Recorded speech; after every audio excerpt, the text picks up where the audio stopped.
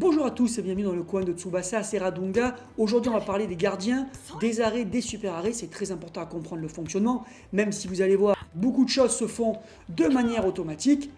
Mais c'est pas ça le plus important, c'est comprendre pourquoi on se prend un but, comment éviter de se prendre des buts. Donc tout ça on va le voir tout de suite. Donc les arrêts, on va passer le ballon à l'adversaire pour qu'il nous fasse un tir spécial. Bon là j'ai mis la V-zone, la jauge en bas pleine, il tire direct Victorino. Et là vous voyez qu'il a fait un arrêt, mon Genzo. J'ai rien eu à faire. Mais sa jauge en haut, c'est la jauge d'endurance du gardien, elle se vide. Plus elle est vide, plus j'ai de chances de prendre un but. Alors bien sûr, ça dépend du niveau du gardien.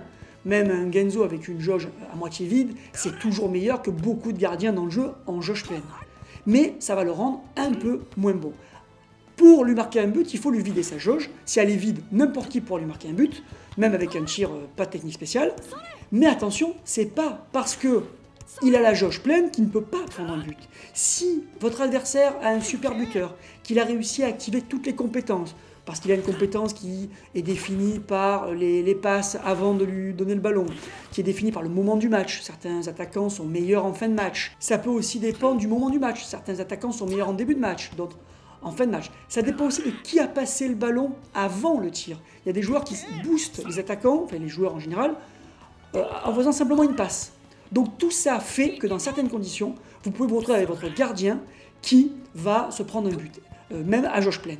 Et d'ailleurs c'est là-dessus qu'on voit que le jeu est complexe, qu'il est très riche, contrairement à ce que disent certains testeurs, c'est que ce gameplay permet beaucoup de choses. Et aujourd'hui, on doit souvent fatiguer les gardiens, mais dans quelques semaines, quelques mois, quand on maîtrisera parfaitement le jeu, on arrivera à construire des actions qui mettront un but à jauge pleine au gardien.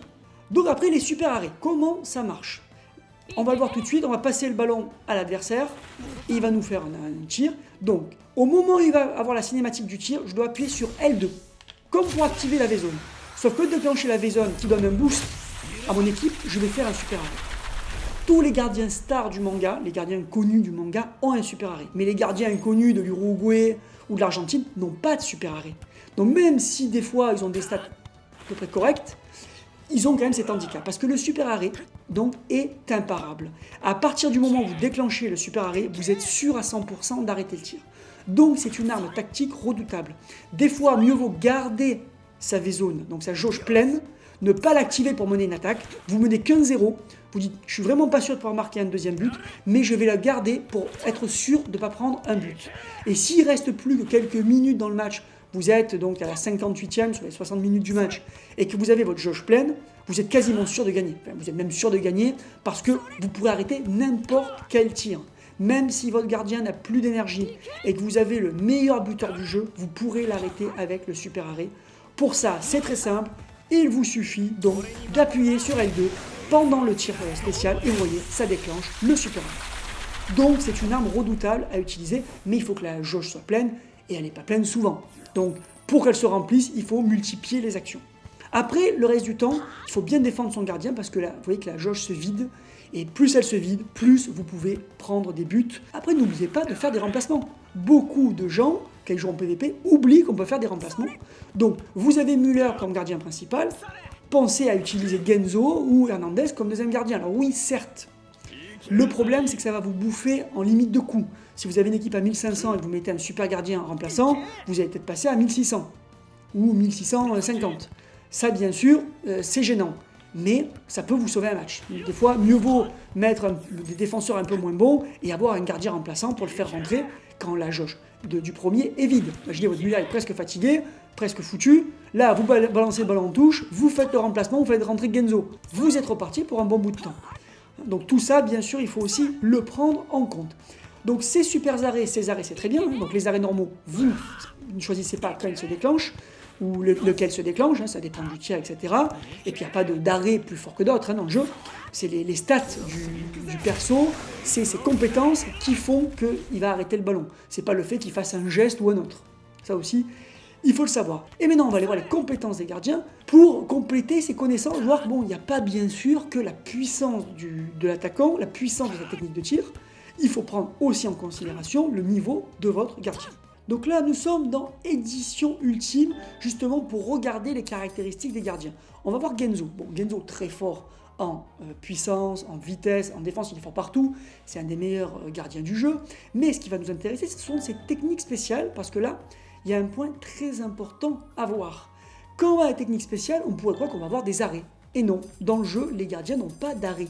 On ne peut pas dire, ben tiens, je vais remplacer son arrêt de niveau A, parce que là, vous voyez par exemple un tir de niveau C, on pourrait dire, ben tiens, il a un arrêt de niveau C, je vais lui mettre un meilleur arrêt, ou lequel est le meilleur. Non, ça ne marche pas comme ça. L'esthétique, le geste qu'il fait pour les arrêts n'a rien à voir avec la puissance de l'arrêt. C'est seulement ses stats et ses compétences qui vont jouer, et où il en est de sa jauge au-dessus de lui, la jauge jaune, est-ce qu'elle est encore pleine ou pas. Et bien sûr, la puissance du tir adverse. Ça va aussi être pris en compte. Mais il n'y a pas de technique d'arrêt dans le jeu. Ensuite, les compétences. Ça va être très intéressant. Il a, par exemple, quand tu reçois un tir depuis l'extérieur de la surface de réparation, tu as un boost petit. Donc tu as plus de facilité pour arrêter le tir. Mais c'est que petit. Alors c'est pas très petit, mais c'est petit. C'est vrai que je me serais attendu à un peu mieux pour Genzo, c'est vrai. Mais bon, peut-être que ça a déjà beaucoup d'effets. Maîtrise de la défense, augmente tes stats de défense permanent de manière énorme. Ange gardien, augmente la puissance des techniques de blocage. Donc là, ça va certainement aider donc vos défenseurs à contrer les tirs, parce que là les blocages, c'est donc pas de vous n'avez pas de blocage, enfin vous avez un blocage mais vous n'en servez pas, hein, vous n'êtes pas un joueur de champ, donc certainement que ça va aider. Donc vous voyez que lui, il n'a rien qui fait référence à la jauge, etc. Voilà, il a des boosts divers et variés. Alors que si on va voir Morisaki, vous allez voir qu'il a une compétence très intéressante en rapport avec la jauge de gardien. Alors, effort extraordinaire. Quand l'énergie restante est de moins de 20%, tes arrêts ont une chance fixe de réussite, même si tu tombes sous les 20%. Donc ça veut dire qu'une fois qu'il tombe en dessous des 20%, il n'a plus de réduction des chances d'arrêt. Plus ça va descendre, s'il passe de 20% à 10%, il a moins de chance, de 10% à 5%, il a moins de chance. Là, avec Morisaki, il ne peut pas tomber en dessous d'un certain niveau. Attention, il est beaucoup moins fort que Genzo, donc dans tous les cas, ça sera toujours moins fort que Genzo, mais lui, au moins, ne va pas tomber extrêmement bas, et ça veut dire que même à 0%, je n'ai pas testé d'ailleurs, hein, dites-moi si vous avez testé, il faudrait tester, mais même à 0%, il n'est pas sûr de prendre un but. Donc à vous de bien connaître les compétences des gardiens adverses pour savoir comment les battre. On va voir par exemple le Ken, pour terminer.